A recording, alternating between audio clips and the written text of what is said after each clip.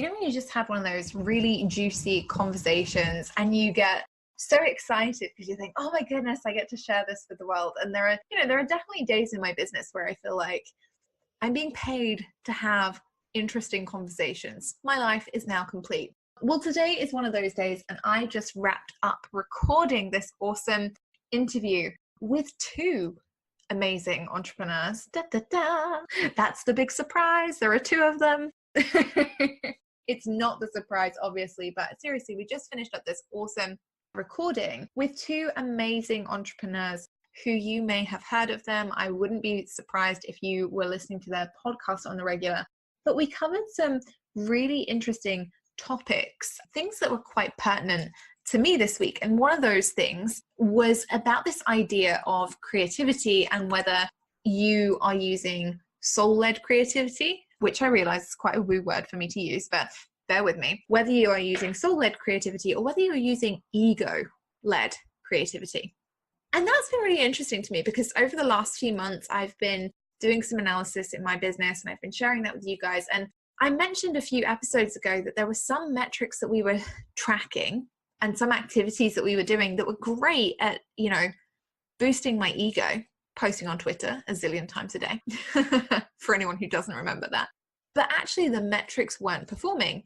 And it kind of has made me think about some of the activities that I'm doing in my business. And these are things that I've been exploring for the last few weeks of, what's actually performing better? Is it the content that I create just because I love to create it, because it's impactful? Or actually, is there any ego behind it? Am I wanting to make better business decisions? Am I, taking certain content decisions because I actually want it to perform better? And how does that make me feel? Because as somebody who is not, I'm not a creative in, I guess, certainly the visual sense of the word, I can't draw. Hands are a big problem for me. I just used to draw all these people without hands. Really used to freak out my parents who thought I had some kind of weird hand problem, but tangent. I wouldn't identify with a creative in that sense. I'm not going out. I'm not necessarily making anything. I'm not even that creative when it comes to DIY. Like if you want to paint a room, just pick a color and go. I don't need to go to B&Q and look at 27,000 different types of blue. But in terms of my business and in terms of the way that I think, I'm a very creative thinker. Strategy is one of my strengths. And so for me, sometimes there's this weird push between how can I do more of the creative strategy piece in my business and what allows me to do that. And sometimes what allows me to do that is that ego-based metrics and metrics that matter. That's what allows me to go on and do more of the stuff that I want. So sometimes for me right now, it feels like there is a compromise between the work that I want to do, the work that I do for 10, 20 hours a day, if someone would let me, and if I didn't need sleep, and, the things that I do because I want my business to grow bigger, to impact more people. So have a think about that during today's episode. We've got the amazing Emily Thompson and Kathleen Shannon on the show today from Being Boss. And if you've listened to the Being Boss podcast or, checked out their website or read any of their content, they are two amazing women who are biz-besties who've gone on to set up a podcast together, who've written a book together, who are both independently successful businesswomen who brought their collective talents to the table and shared all on this incredible Being Boss podcast that now has over 6 million downloads. They've interviewed some of the world's biggest entrepreneurs, including Brené Brown, Forleo and Ramit Sethi. And, it was just such a pleasure to have them on the show today and to record. And honestly, and I don't use this word lightly, and honestly, genuinely interesting and inspirational conversation. So have a listen to the episode. Let us know what you think, and hit me up on Instagram if you have any key takeaways from this particular show.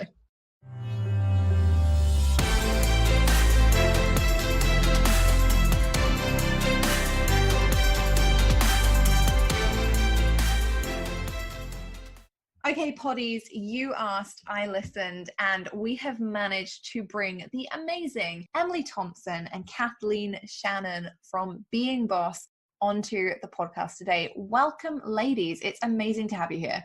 Thank you. We're excited. I love it how I'm now doing my radio voice. I literally just had a conversation with these ladies and I was like, so how do I not talk over either of you? Because that would be awkward. Like it would be awkward for me to talk over one person and then the next. And they're like, oh, just do it. Just talk. See what happens. Exactly. It's a normal conversation. We're probably going to be talking over each other a little. It's fine.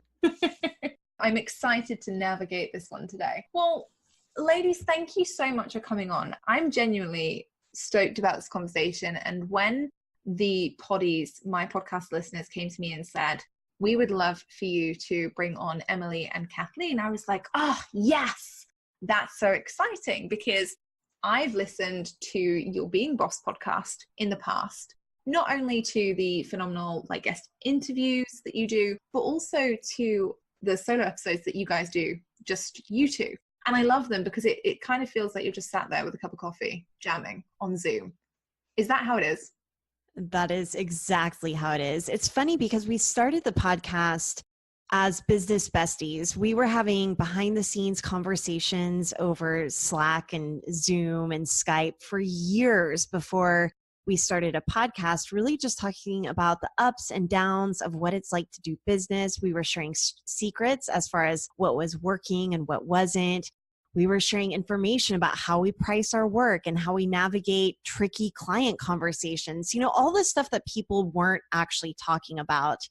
And it was in, I suppose, the beginning of 2015 that we started the Being Boss podcast. It was Emily's idea. She was like, hey, how about we hit publish on these conversations that we're already having and put them out there for the world to hear? There are a lot of people who are starting their own businesses and they're going it alone and they don't have anyone to talk to like we do. So let's be there for them. And we are. And while we have had the opportunity to speak with a lot of amazing guests, including Brené Brown and Forleo and Ramit Sethi, we love talking with each other and really just getting back to the basics of, okay, what's working, what isn't, what's your intention for the month, what do you need to work on, where are you struggling, what's working, and just really hitting publish on that.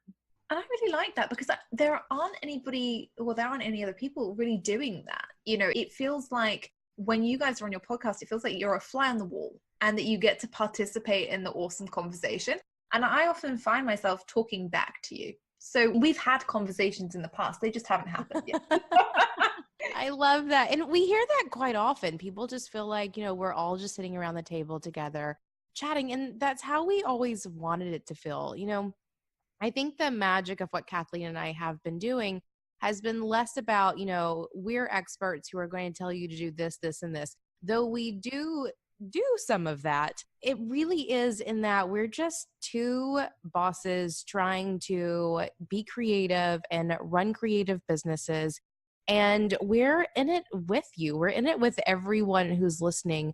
And we have found that has been a little bit of our magic sauce. We're not standing over everyone telling people what to do, but we're in the crowd with you, struggling and working and doing and having wins and having struggles and all of those. And it's really resonated with other creative entrepreneurs in the world. I mean, I think creatives in particular are just such an interesting kind of person. They are doing what they do because they do not fit in the molds of what everyone else is doing and who everyone else is. So I think it makes sense that Kathleen and I have been able to break in and break through by doing something out of the ordinary with a very out of the ordinary crowd. I really like that because I think, the online space has become really busy and it's become quite cookie cutter. And so there are lots of people talking about the creative space and working with creative entrepreneurs and, rebelling against the norm. But it's kind of like everybody has ended up through saying that they've become the norm, right? Everyone uses the same font and they've got the same hairstyle and they're putting out the same stuff. But you guys have managed to keep it fresh. Do you think that is a result of having a co-conspirator, or do you think that's just your natural creative abilities coming through? I mean, I think Kathleen and I are pretty good about putting the blinders on and just doing whatever it is that we want to do. And as we've created more and more content and really put ourselves out there more and more, we've had to be more intentional about putting the blinders on, about staying true to our own creative urges and need to experience and to create, by unfollowing people who are doing similar things, by not I don't know, not diving into what everyone else is doing, just so our own creative juices can remain as like pure and true to us as possible. Kathleen, do you have any other thoughts on that? Yes, this is just such a tricky and layered question because in so many ways we've been ahead of the curve, right? So we were really marketing and targeting creative entrepreneurs before the big cookie cutter trend of marketing to creative entrepreneurs happened, right? And so getting there first goes a really long way. But then it's so easy to fall into the comparison trap because there are certainly people ahead of us that we look up to. And it's so easy to want to look at them and say, okay, what are they trying? What's working for them? What's their funnel like? Can we try and replicate it? It's so easy to do that. But then that's where, Emily's talking about putting the blinders on. You just have to follow your own gut. And there are a lot of people who are trying to sell you on how to increase your Instagram or build your newsletter list. And we're talking about all of those things too. But it always comes back to being in it for the long game, coming back to your craft and honing in on your skill set and your talent and really just trying to become a better version of yourself and trusting your gut, coming back to what business practices feel right to you and what brand look and feel actually feels and looks and sounds like you. It's really just about being more of who you are, bringing that to your business, staying true, staying committed, staying consistent and persistent, and being in it for the long game because these trends will come and go. There are so many flashes in the pan out there that you've got to just put that pot on simmer and just keep going. It's so funny, isn't it? Because I think if we all changed our branding and messaging and stuff in line with the current trends, I don't know about you guys, but mine would have changed about 97 times by now. Every other day. The internet moves fast.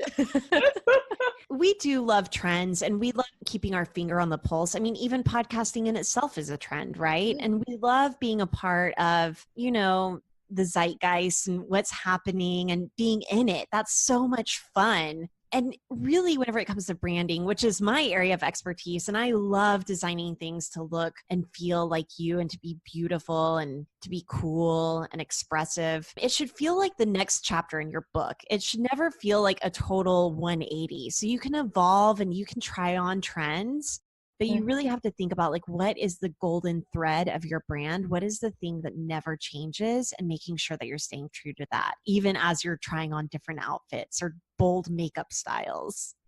I love that. And it also kind of reminds me of the 90s. Do you remember the Jennifer Aniston haircut? When everyone was like, I have to have that haircut. Oh, yes, I had to have that haircut. This is the golden trend, or the golden thread that I have been through over the years. I've been like, I really want a Jennifer Aniston haircut, but I know that my face is never going to fit it. So I just kind of look at it longingly. Even now, 20 years on, I just look at it. I'm like, the golden thread is my hair was not meant to be that way. And I think it's really interesting. There are iconic trends like the Jennifer Aniston haircut, and there are the more transient ones that we see in the online space in terms of branding and messaging. And I think the challenge is sometimes creating something that's going to last and knowing what your iconic piece is. Yeah, that's a good point. For me, I love trying on different haircuts. So as you're talking about the Jennifer Aniston iconic haircut, I'm thinking about all of the hair trends that I've been through, including waist length blonde dreads. And then I had this weird monk bowl cut for a hot minute. And then I had, a short platinum blonde undercut pixie. And now it's kind of longer and curly and more natural. And I love trying on different trends and really being expressive in that way and really discovering who I am by trying on different things. But at the end of the day, it has to come back to being who you are, right? And as long as you're following your own curiosity, you will always be staying true to yourself. And you might not be able to see what your true brand voice is until you're looking in hindsight a little bit. But I think that that's why it's always important just to really, I know that this word is used so much, but to be authentic. If you can just be who you are and stay true to it, there's going to be some consistency in what you're saying and doing. I really like that you've defined authenticity there, because I think it is such a buzzword, and it has been for a number of years. And I think it's a really hot button word at the moment for people. But I guess for me, the question is, is it more difficult perhaps to be authentic when there are two of you, because when you're both inputting into joint ventures like the podcast, you guys have the book, you've got courses together, is it sometimes difficult to remain totally authentic to you when you're bringing another person into that process? That is like the juiciest question I think we've ever been asked. I know, we've never been asked that before. I'm loving this one. Thank you. I'm taking a moment to feel chuffed with myself. Please do. I think it's harder, but I think it's easy in that Kathleen and I have the kind of relationship where we'll talk through anything. It definitely, I think, has caused us to need to have like a stronger understanding of who we are individually and how that plays together, like with the other person, and give each other sort of the grace and the space to be who we are while still bringing that into what it is that we've created together. And I think doing the Being Boss book was a perfect example of this, how Kathleen and I are two different people with two writing styles, with two different voices, with two points of view. And we came together and created this sort of third thing that was this book. And creating that book really was sort of the most magical creative experience I've ever had.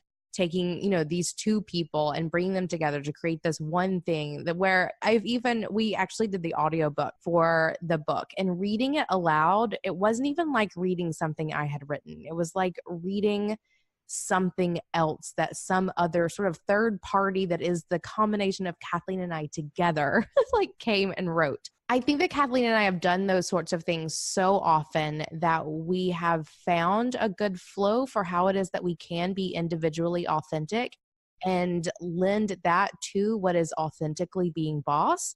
But I definitely think that that's been something we've had to practice together and separately, like really defining who we are and what's important to us individually and bringing that to the table and talking about it together. And I think about, directions in the business or topics or guests that we've wanted to bring on the show where, we each have these sort of ideas or points of view about it, but it's always a conversation. And that's the thing about a partnership. And a thing that Kathleen and I have learned throughout the years of working together in this way, especially in such a creative space. And, for creatives, our creativity is like little pieces of our soul, basically. Like we are very much tied to what it is that we're created or what we are creating. And so Kathleen and I we've had to just work together in a way that allows us to both be authentic, to create something authentic. And it's required a whole lot of self-awareness and practice and talking and testing and changing and just giving ourselves and each other grace to figure it out as we go.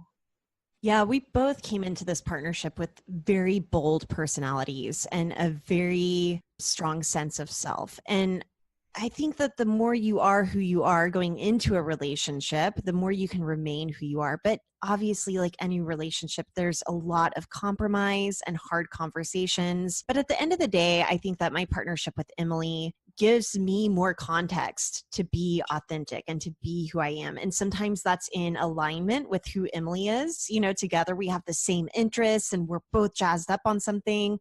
Or it might be in the form of resistance. Our listeners have heard us disagree on topics more than once, right? So there are definitely some things where we'll give each other pushback, and it really allows us to evaluate what's important to us and who we really are, because it can be so easy to become enmeshed with someone, whether that's your spouse or your business partner or even your kiddo.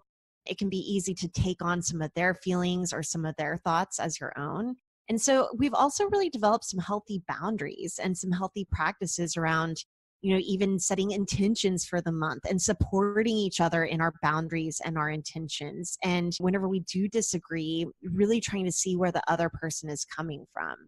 So yeah, it's just a lot of practice. I think that's amazing because I think, friendship is hard enough sometimes to navigate. When you're having difficult conversations with your friends, I think sometimes there's this idea that we can just back away from having that conversation. We can just, I don't know whether anyone else watches How I Met Your Mother, but Lily and Marshall do this cute thing when they argue, they hit pause and they're like, we'll bring it back up at a better time. And I think that it's great that you guys actually show some of those disagreements, and more importantly, that you're confident that showing the flip sides of the coin and showing those disagreements with each other is not going to damage the friendship that you have. Like the business you've built is not ever going to damage those friendship foundations.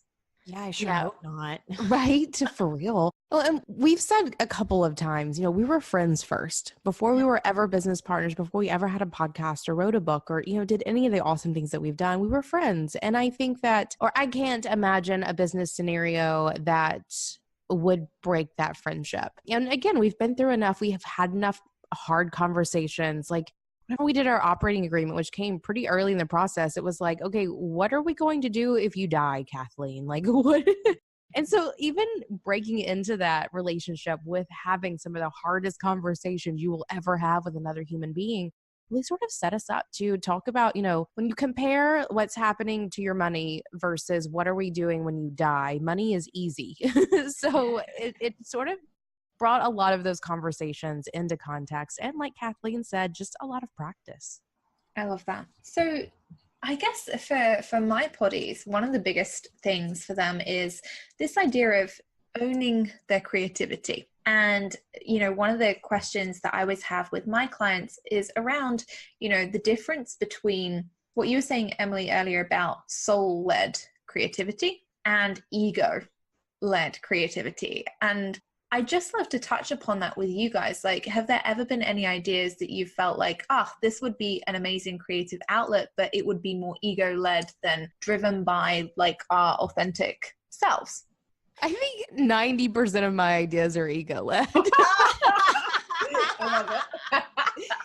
But you know what's so funny about that, Emily? I was just thinking about this earlier today because I was reading a quote about having like a profession versus a business. And Emily and I have talked before about how Emily is probably much more entrepreneurial than I am, whereas I'm much more of the, creative, on a whim, like trying to follow my desires. Don't get me wrong, I'm highly organized and I can make money doing what I love. So I am entrepreneurial, but I'm really into the profession and the craft. And I think that being entrepreneurial and being a business person is magic on its own that I don't entirely understand. And that's what Emily is. So Emily, whenever you say that you're ego-led, I wonder if that's like business person in you coming out. Whereas Exactly. I feel a little bit more probably soul-led, and even beyond that, like led by my emotions. A lot of times it's my emotions that are making decisions. And I think that that can be confused for creativity or maybe one and the same. And then I just let the money come second. I let the money come second to the craft. Yes. And I will say you're completely right, where I am much more of a business person than I am a creative who's selling my work, if that makes sense. Whenever I think about my creativity, like when I feel most creative and when it is soul-led creativity, it's the creativity that no one's seeing. It's the creativity that I'm not sharing on Instagram. It's the meals that I'm making. It's how I'm decorating my house. It's me sewing myself a pair of shorts because they look cute. It's the creativity that is purely soul-led to a point where no one, like I'm not even sharing it. That is the creativity that I most like. But whenever it comes to business, what it is that I'm sharing is definitely ego-led in that I'm creating something for the purpose of business. And I am much more of a business person in that sense than I am a creative. But in my life, hardcore creative. I'm a maker at heart. It's so funny, Emily, because I've seen you create a beautiful spreadsheet that feels so creative, and I can tell that you put your soul into it. So there really is this blend where even if something is ego-led, you're bringing meaning and purpose into it. It's not just about ruthlessly making $1 million for no reason, like at any cost, right? Like there is a line to be drawn. Absolutely. Absolutely. I think it's really interesting because I was just recording with Amber McHugh recently, and she made this great point about the difference between like physical creativity. So she used to be a photographer, and creative thinking. Maybe your spreadsheets are your creative thinking part of the, I don't know, ego-led perception. Yes, I completely agree that my spreadsheets are a product of my creative soul. Like one day, maybe I'll just share some images of some because they're intense and amazing. And some of my, I'm most proud of that work sometimes. We all now want to see Emily's spreadsheet. Right? They're amazing. Trending online. I love that. So I guess this is an interesting thing for me because, I often have like spurts of creativity where I'm like, I'm going to write this thing. And, last time I had one of those, I wrote a book. I was like, I'm just going to write a book. And that was really creative. And that was my creative spark or burst. But creatives aren't well known for being consistent. And, one of the great points that you guys raise and that a lot of us who've built businesses for a number of years raise is that consistency is the thing that kind of keeps the business going. So how do you guys keep consistent, even though you both identify as being really creative? I mean, I think that some of the most successful and well-known creatives of our time are known for their consistency. So you can find books on the routines and habits of creative geniuses who are waking up at the same time every morning, eating the same breakfast, wearing a uniform, going to work, putting in the work, tapping on the keyboard, even if they're not inspired or motivated. And that's really what we do, is we set ourselves up with creative habits that allow us to do the work even whenever we don't quote unquote feel like it. Don't get me wrong. I mean, I have far underestimated the need for inspiration, over the past year. And I've struggled with burnout and really hitting kind of like a low where I've seen, inspiration really is pretty meaningful and helpful whenever it comes to the creative process. But then creating habits to put myself back in the way of inspiration. So whether that's reading books or going for walks or getting into nature or traveling to another country and experiencing something new. I know that recently, one thing that sparked my creativity was putting together a photo book for my family. And it was a deeply personal project, one that the world will never see, but it sparked me and made me feel even a little bit more motivated at work. And the other thing that I will say is that, and Emily can probably speak to this a little bit more, but we have systems and habits for organizing our projects, having deadlines, tracking our time, and really sticking to it. We take our deadlines seriously and we have a work ethic that allows us to be successful. Yeah. I mean, business processes and systems are definitely what allows us to show up in the morning and not have to think about or decide what it is that we're going to do, but simply get to work, because we have these long-standing to-do lists with projects mapped out so that we can just come in, look at our to-do list and get to work. And I know that's one of the hardest parts for most creatives, is simply deciding what to do next. But whenever you've already made that decision, it's easy to just get to work. And I will say too, Kathleen mentioned how for sure some of the most well-known creatives of our time have these amazing routines and rituals in place that allows them to show up and do the work every day. It's amazing discipline that Kathleen and I have been able to grasp a hold of and embody in our own work that has us showing up and doing the work as consistently as we are. It's definitely discipline. But as someone who has worked with creatives for over a decade, I know that some of the hardest people to work with in the world are creatives. Those people who are there trying to get started or who just want to sell their creativity or be creative and make money from it tend to be some of the least disciplined people I've ever met.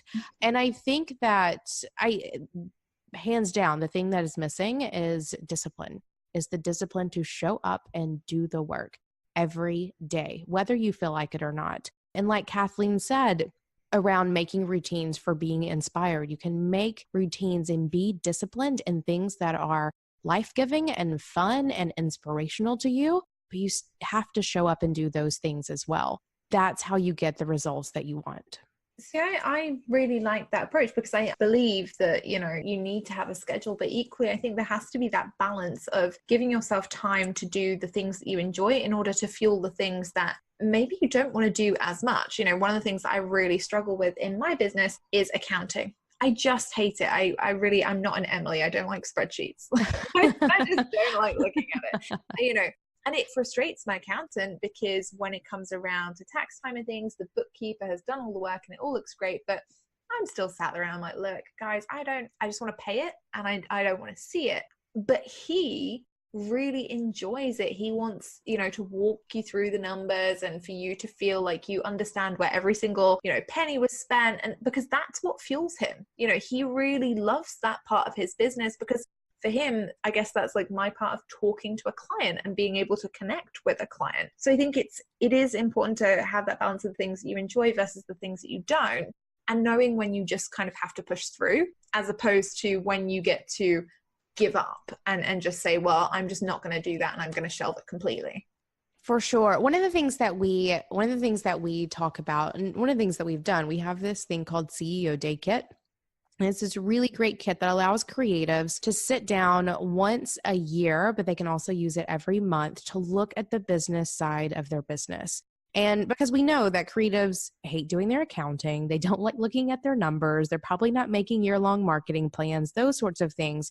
But if you want to show up and do the work in your business every day, having that overarching view, that sort of year-long or month-long plan is very important. And one of the things that we encourage people to do whenever they have their CEO day is spend the first couple hours of your day doing your CEO day, whatever day you've set aside to do it, sit down and do it, 4 hours, whatever it needs to be. And then when you're done, go have a spa day. Go do something fun and exciting for yourself. Give yourself a shorter day, because whenever you are doing that pairing of something that you really hate doing with something that you really love doing, you'll show up and do the thing that you don't like to do so that you can sort of earn and enjoy the thing that you're going to love doing. It's definitely all about creating a life for yourself that is both like hard work and get shit done, as well as very empowering and rewarding. And you have to build that for yourself. That's the joy we all look forward to. And being our own boss is creating a life that we want to live. But sometimes we think that what we have to create is the hard part. But we can create both, and we should create both. It should be the hard part, the part where you have to show up and do that work, but you also can and should make time for all those additional things that you need to do to feed the hard work. It's the fun, it's the vacations. You have to plan vacations just like you do, marketing plans or a launch of something. So it's all about putting in the work to do both of those things. And I think sometimes as well, the hard work can be good. Like the hard work can be fun once you get into it, right? For sure. If you're doing it right. I know that for me, if I'm only doing the stuff that I'm best at, that I feel really good at, I don't quite feel like I'm paying my dues. I feel like I'm about to give you all some insight into my psychology here. Right? But sometimes I feel like if I can organize all those tax documents and do the things that don't come naturally easy for me, man, I feel so confident afterward. Like I can do hard things. And then that makes the creative work that I'm naturally talented at that much more exciting to tackle. And it makes me, it just makes me feel more well-rounded to do the hard stuff that I'm not good at alongside the easy stuff that I'm super talented at that comes easily. It's kind of like when your parents, I don't know if they did this when you were kids, but my parents would be like, oh, you have to eat your greens first and then you can have dessert, right? You can't eat dessert first and then have your greens. It's the same sort of thing for you. You feel like if you're challenged, then the stuff that you're good at is almost more of a reward. You feel better about having that natural ability. Exactly. Or on the flip side, let's say you spend a whole weekend eating donuts and cake and, you're just binging on sugar all weekend. Then come Monday, you really want to eat some Brussels sprouts, right? And so that's even how I feel about the creative work. Like the creative work is sometimes the cake, and then I'm craving the veggies afterwards. I need to almost let my mind rest by doing some more of the administrative stuff. I really like that. Seriously, ladies, it's been so interesting to have you on today. Thank you so much for this discussion. I know that everyone's going to get an awful lot from it, not only from the perspective of should they now go and find their biz bestie and find a co-conspirator for their business, but also some of the tips that you've shared today have been genuinely mind-blowing. I think the piece around authenticity is something that I will go back and listen to again and again. But where can my poddies find you if they have not been in contact with you guys already? Where is the best place for them to connect with you and find out more about the Being Boss movement? beingboss.club is where you can find all of our episodes and information about our book and what we've created. All the good stuff is at beingboss.club. And then we also hang out at Being Boss Club on Instagram. I love that. Thank you so much for coming on. Seriously, it's been amazing. Guys, if you haven't already, make sure that you go into the show notes and hit beingboss.club and find all of the episodes. I personally loved the episode on the words and intentions for the year. That was one of my favorites. So if you can't choose out of the literally hundreds of episodes that Emily and Kathleen have, make sure you go and listen to that one first. We will catch you on Monday with another awesome episode. Have a great weekend.